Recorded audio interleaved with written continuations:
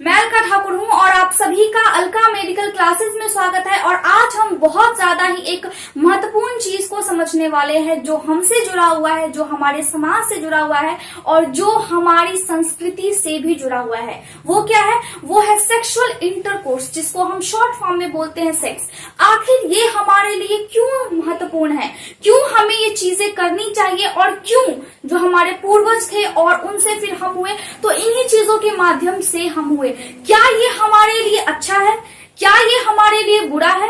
हम देखते हैं कि इसका जो नेगेटिव इम्पैक्ट है सोसाइटी पे वो भी पड़ता है और जो पॉजिटिव है वो भी पड़ता है। तो क्या ये इतना महत्वपूर्ण है कि ये होना बहुत ज्यादा जरूरी है? और अगर ये होता है तो हमें फायदा क्या है इससे, ये क्यों हमारे लिए महत्वपूर्ण है? इन सभी सवालों का जवाब आज आपको मिल जाएगा। और आपको अगर ये वीडियो अगर थोड़ा सा भी अगर आपको ये नॉलेजेबल लगता है तो आप इसे देखें, वरना आप मजाक के तौर पर ना देखें, क्योंकि ये बहुत ज्यादा ही एक सीरियस टॉपिक है जिसको आपको समझना चाहिए और जिसको आपको एज अ एजुकेशन इसको लेना चाहिए। इसको मजाक में बिल्कुल भी नहीं लेना चाहिए और इसको आपको स्टडी के रूप में लेना चाहिए, क्योंकि ये आपके शरीर की ही बातें हैं, आपके साथ होती है या फिर आपके साथ होगी। अगर आपकी उतनी एज नहीं है तो आपके साथ ये चीजें होंगी।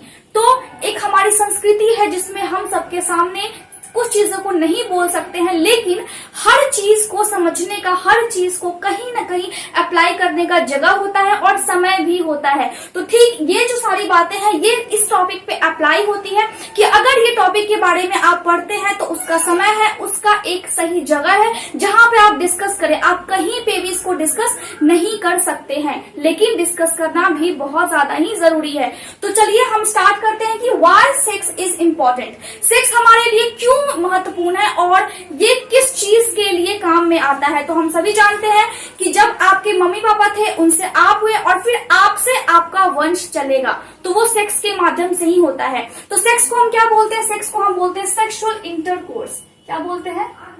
Sexual intercourse.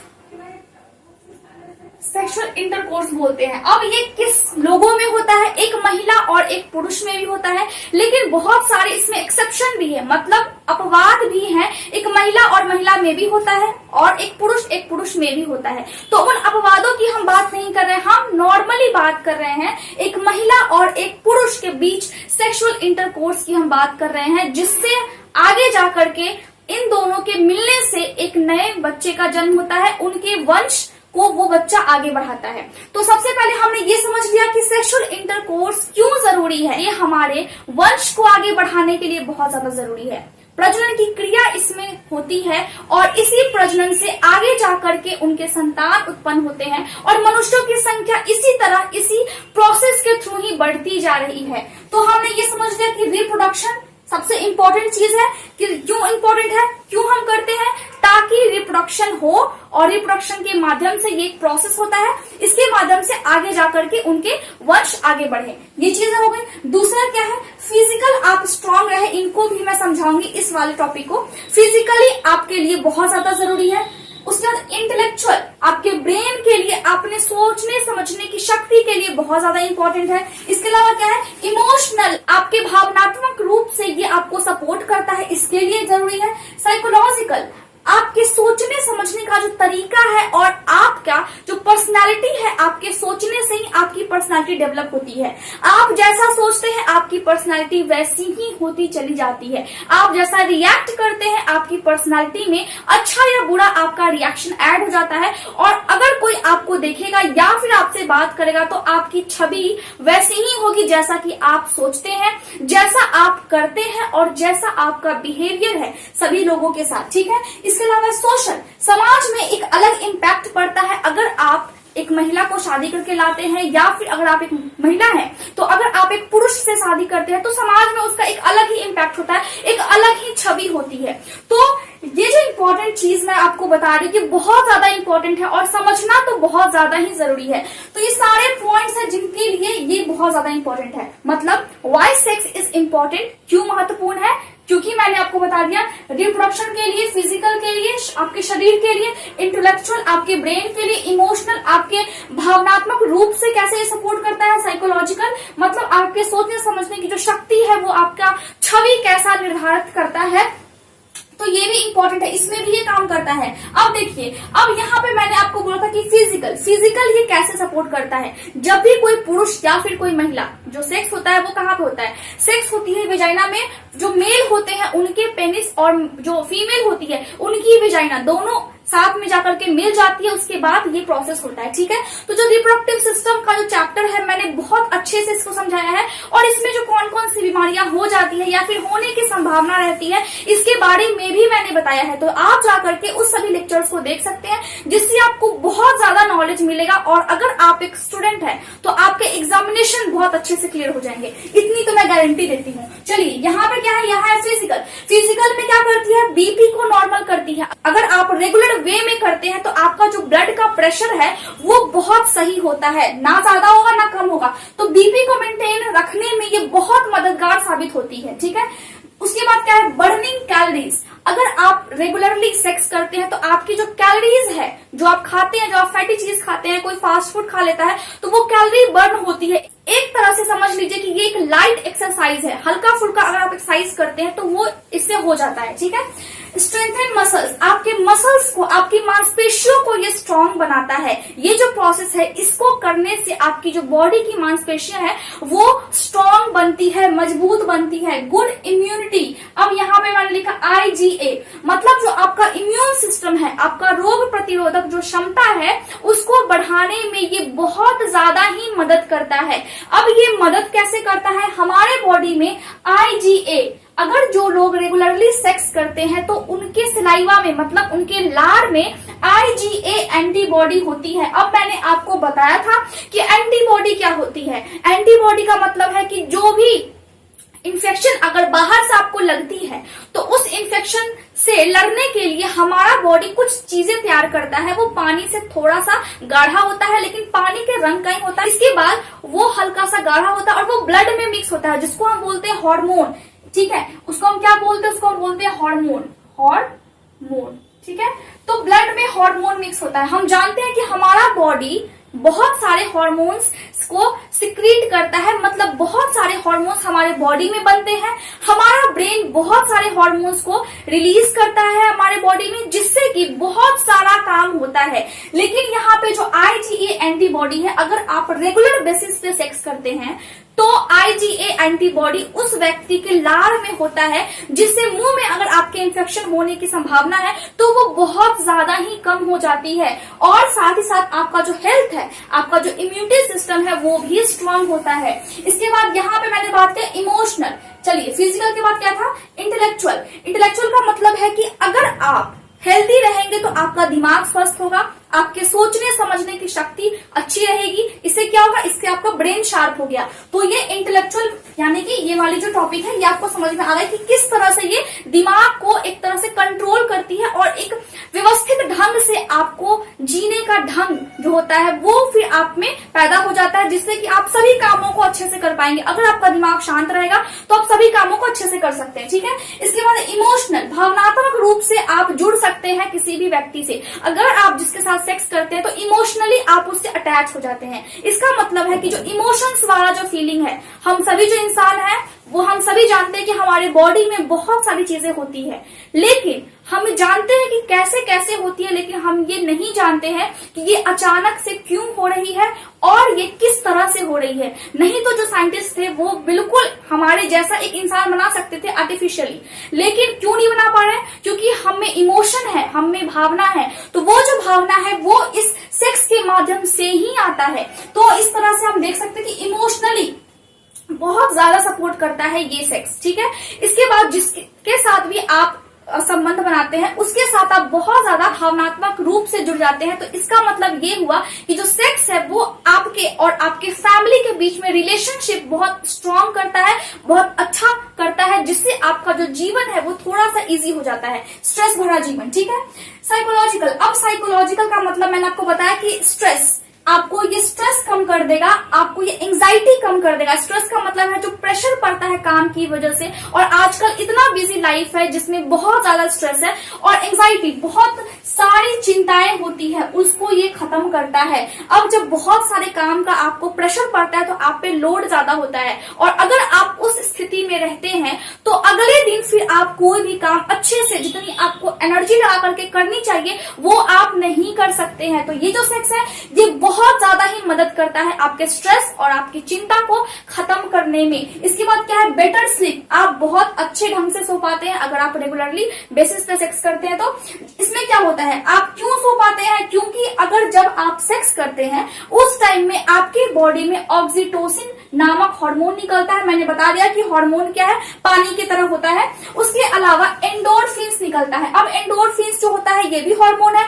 ये हंसने के टाइम भी निकलता है और ये सेक्स करने के टाइम भी निकलता है, जिससे आप अच्छा फील करते हैं और एक तरह से आपका मूड बिल्कुल फ्रेश हो जाता है। तो ये दोनों हार्मोन है जब ये निकलते हैं, अब ये दोनों हार्मोन को हम साथ में क्या बोल सकते हैं, लव या फिर इंटीमेसी हार्मोन भी बोल सकते हैं। इंटीमेसी का मतलब है जब इंटीमेट होते हैं दो पर्सन, जब आप शरीर से जुड़ते हैं किसी और पर्सन के साथ, ठीक है, उसको हम बोलते हैं इंटीमेसी। तो जब ये दोनों हार्मोन निकलती है सेक्स करने के टाइम में, तो एक तो आपका मूड बहुत अच्छा होता है और दूसरा आपका जो स्लीप है, आपका जो सोने की क्षमता है वो बहुत, अगर आप कम देर ही सोएंगे तो आप बहुत अच्छी नींद सो पाएंगे, ठीक है। तो ये दोनों हार्मोन है, जब ये दोनों मिल जाती है बॉडी में, साथ में निकलती है और जब मिल जाती है तो एक तरह से ये सुलाने का काम करती है, ठीक है, ये समझ में आ गया। इसके बाद है रिलीफ हेडेक। अब आपके सर में दर्द होगा, आप समझिए कि आपका जो मूड है वो बिल्कुल फ्रेश होगा, तो आपके जो सर की दर्द है वो भी तो गायब हो जाएगी, तो सर भी आपका दुखेगा नहीं, ठीक है। इसके बाद क्या है, अगर हम सोशल की बात करें, सोशल में हम क्या देखते हैं कि अगर आप एक सेक्स करते हैं तो सेक्स करने से पहले आपकी शादी की जाती है। उसका क्या मतलब है, उसका मतलब है कि समाज में एक व्यवस्थित ढंग से इन चीजों को रखा गया है, इन चीजों का एक रूल्स एंड रेगुलेशन तय किया गया है, इसका ये रास्ता है, इस तरह आपको करना है, ठीक है। तो यहाँ पे क्या है, यहाँ पे है कि सोशल किस तरह से ये हेल्प करता है। अगर आपका एक फैमिली है तो उसका सोशल स्टेटस अलग होगा, समाज में उसकी इज्जत अलग होगी, समाज में उसका जो लेवल होगा वो अलग होगा। तो आप कैसा बिहेव करते हैं, अगर ये चीजें हैं तो ये चीजें किस तरह से काम करती है समाज में भी। अगर आपके अभी आप है, आपके मम्मी पापा है तो उनकी वजह से आप है, तो समाज में आप उनकी वजह से जाने जा रहे हैं, तो एक तरह से सोशल स्टेटस आपका भी बेटर हो सकता है, आपका बेटर होता भी है। किसकी वजह से, ये सभी चीजों की वजह से। तो ये आप समझिए कि इन चीजों की वजह से कितना ज्यादा फायदा है, लेकिन किसी भी चीज का एक लिमिट होता है, ज्यादा किसी भी चीज का हम लिमिट क्रॉस नहीं कर सकते हैं, ठीक है। इसके बाद क्या है, अगर हम आदमियों में बात करें, ये सभी चीजों के बाद दोनों में होती है, महिला और आदमियों दोनों में होती है। इसके अलावा क्या होता है, इसके अलावा पुरुषों में ये देखा गया है कि अगर रेगुलर बेसिस पे वो अगर सेक्स करते हैं तो जो प्रोस्टेट ग्लैंड होती है, प्रोस्टेट ग्लैंड में कैंसर होने की संभावना बहुत ज्यादा कम हो जाती है। 70 के एज तक उनकी जो संभावना है कैंसर होने की वो बहुत कम रहती है। अब प्रोस्टेट ग्लैंड कहाँ पे होती है, देखिए यहाँ पे मैंने आपको बताया भी था, मेल रिप्रोडक्टिव सिस्टम में या फिर प्रोस्टेट ग्लैंड में जो कैंसर होती है उसके बारे में भी मैंने आपको बताया है, तो जाकर के आप वो वीडियो देखें ताकि आपको बहुत अच्छे से समझ में आए। ये जो पेशाब की थैली होती है, मैंने आपको बताया था कि किडनी होती है, फिर पेशाब की थैली होती है, तो पेशाब की थैली के जस्ट बगल में होता है और फिर ये नीचे की तरफ फिर से पेनिस होता है। तो पेशाब की थैली होती है, फिर ये प्रोस्टेट ग्लैंड होता है उसके नीचे में, उसके बाद पुरुषों में होता है पेनिस, जिससे क्या होता है, जिससे सेक्स किया जाता है, ठीक है। तो ये जो प्रोस्टेट ग्लैंड है इसमें कैंसर होने की संभावना बहुत ज्यादा कम हो जाती है।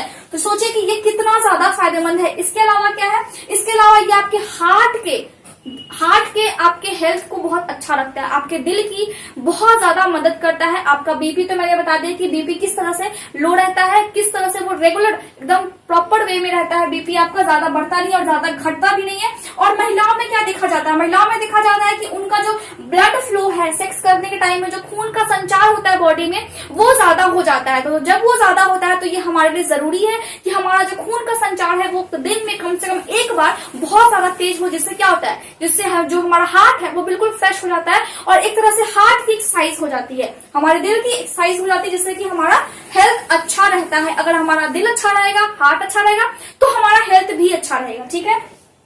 इंप्रूव ब्लैडर कंट्रोल, जो ब्लैडर जो पेशाब की थैली होती है जहाँ पे पेशाब जमा होता है उसके बाद महिलाओं में होती है, इधर यहाँ पे पेनिस हुई और महिलाओं में फिर यूरेथ्रा होती है, जिसको मैंने आपको कल भी बताया था किडनी वाले लेक्चर में। तो उसको क्या होता है, वो जो ब्लैडर है, पेशाब की थैली है, उसको कंट्रोल करने में बहुत ज्यादा मदद मिलती है। हम किसी किसी को देखते हैं कि उनको पेशाब लगता है और तुरंत उनको बहुत ज्यादा ही तेज लग जाता है, क्योंकि उनको कंट्रोल नहीं होता है तो बहुत देर तक कंट्रोल नहीं कर सकते हैं, उनका जो हालत होता है वो कुछ ज्यादा ही खराब हो जाता है। डायबिटीज वाले पेशेंट के साथ भी यही होता है, लेकिन सेक्स करने की वजह से ये आपके ब्लैडर के कंट्रोल को बहुत स्ट्रॉन्ग कर देता है। ठीक है, महिलाओं में अक्सर ये देखा जाता है। रिड्यूस इनकॉन्टिनेंस, अगर पेशाब करने में दिक्कत होती है किसी महिला को, रुक रुक करके पेशाब होता है, तो उसको भी ये सुधारता है। Relief menstrual and pre menstrual cramps, देखिए पीरियड्स होने से पहले बहुत तेज दर्द होता है पेट के नीचे, पेरू जिसको हम बोलते हैं वहां पे, और इंग्लिश में हम उसको बोलते हैं पेल्विक रीजन। ठीक है, तो यहाँ पे पेट के नीचे ये हो हमारे पेट, और इसके नीचे, ठीक है, इसके नीचे इस तरह होती है स्ट्रक्चर, यहाँ पे बहुत तेज दर्द होता है पीरियड्स के पहले और पीरियड्स के दौरान भी। और जब कोई महिला रेगुलर बेसिस पे सेक्स करती है तो ये जो दर्द है वो उनको थोड़ा कम होने लगता है, उनसे उनको रिलीफ मिलने लगता है। क्यों? क्योंकि ये जो सेक्स है वो उनको मदद करता है। इम्प्रूव इनफर्टिलिटी मतलब जो बांझपन की समस्या है वो भी खत्म होती है इससे। बिल्ड स्ट्रॉन्गर पेल्विक मसल्स, जो पेल्विक मसल्स है मतलब जो कमर के आसपास की जो मसल्स होती है महिला की सेक्स करने की वजह से वो बहुत ज्यादा स्ट्रांग हो जाती है। मसल्स मतलब होती है मांसपेशियां जो होती है वो बहुत ज्यादा स्ट्रांग होने लगती है। और क्या करता है? Protect against endometriosis. अब एंडोमेट्रियोसिस का क्या मतलब है? इसका मतलब ये है कि जो यूट्रस होती है महिला में, वो उसके अंदर की जो लाइनिंग होती है, मैंने यूट्रस के बारे में भी बहुत अच्छे से बताया है, तो आप जाकर के उसको सीखें, क्योंकि सीखना बहुत ज्यादा जरूरी है। जो यूट्रस होती है उस यूट्रस में सबसे अंदर वाली जो परत होती है उसको हम बोलते हैं एंडोमेट्रियम। क्या बोलते हैं हम? एंडोमेट्रियम। अब सारे परतों को तो मैं नहीं बताऊंगी, लेकिन एक परत को बता देती हूँ, एंडोमेट्रियम। इसके मैंने डिटेल लेक्चर लिया है। एंडोमेट्रियम, तो जो एंडोमेट्रियम है वो यूट्रस के सबसे अंदर वाली परत होती है। लेकिन जो महिला बहुत लंबे समय तक या फिर समझिए कि जीवन भर सेक्स अगर नहीं करेगी तो उनमें ये खतरा होता है कि यूट्रस के बाहर ये वाली परत आना शुरू हो जाए, वो भी टूट टूट करके। अब टूट टूट करके कैसा है, देखिए यहाँ पे हमारा जो यूट्रस होता है वो कुछ इधर होती है फैलोपियन ट्यूब, इधर समझ लीजिए कि ये है, देखिए ये इस तरह से है। तो सबसे अंदर वाली परत, मान लीजिए कि अगर मैंने ये मार्कर को काटा, सबसे अंदर वाला जो होगा वो उसको हम बोलेंगे एंडोमेट्रियम। लेकिन अगर मैंने उसको ऐसे बंद है उसके ऊपर से, तो यूट्रस के जस्ट ऊपर से इस तरह यहाँ पे जमा हो जाएगा, यहाँ पे जमा हो जाएगा, यहाँ पे जमा हो जाएगा, यहाँ पे हो सकता है, यहाँ पे फैलोपियन ट्यूब के पास हो सकता है, ये सभी हो सकता है। तो फैलोपियन ट्यूब क्या है और ये यूट्रस क्या है, वेजाइना क्या है, सर्विक्स क्या होती है, इन सभी के बारे में मैंने ऑलरेडी बहुत अच्छे से आपको बताया है और सबके नाम भी मैंने बताए हैं, तो आप जाकर के उनसे सीखिए। ठीक है, लेकिन यहाँ पे मैं आपको बता दूं कि जो एंडोमेट्रियम होती है यूट्रस के अंदर वाली परत, वो एंडोमेट्रियोसिस में बाहर यूट्रस के आने लगती है। मतलब उसकी जो परत है उसको अंदर होना चाहिए, लेकिन वो क्या करती है, बाहर इस तरह जमा होने लगती है, उसको हम बोलते हैं एंडोमेट्रियोसिस। तो अगर कोई महिला रेगुलर बेसिस पे सेक्स करती है तो ये जो होने की संभावना है, ये वाला जो प्रॉब्लम है, ये बहुत हद तक कम हो जाता है। और जो महिला जीवन भर, समझिए कि जो महिला जीवन भर अगर सेक्स नहीं करेगी तो उनमें ये वाला जो प्रॉब्लम है ये होने की संभावना बहुत ज्यादा होती है। तो हम क्या बोलते हैं, तो हम बोलते हैं कि जो सेक्स है वो महिला को बहुत तरीके से एक तरह से सुरक्षित रखती है और साथ ही साथ पुरुषों को भी ये सुरक्षित रखती है। तो इस तरह आप समझिए कि why sex is important for us, क्यों बहुत ज्यादा महत्वपूर्ण है सेक्स, जिसको हम बोलते हैं सेक्सुअल इंटरकोर्स। अब आप समझ गए होंगे कि मैं क्या कहना चाह रही हूँ। अगर आपको कोई भी प्रॉब्लम होता है तो आप बेझिझक आप कमेंट करें और आप पूछ सकते हैं। इसके अलावा आप मेल भी कर सकते हैं और आप इसी लेक्चर को फेसबुक पेज पे भी देख सकते हैं। आप इंस्टाग्राम पे भी मुझे मैसेज कर सकते हैं। Thank you so much for watching my video. अगर आपको मेरा वीडियो अच्छा लगा है तो आप इसे लाइक, शेयर और सब्सक्राइब जरूर करें। Thank you so much.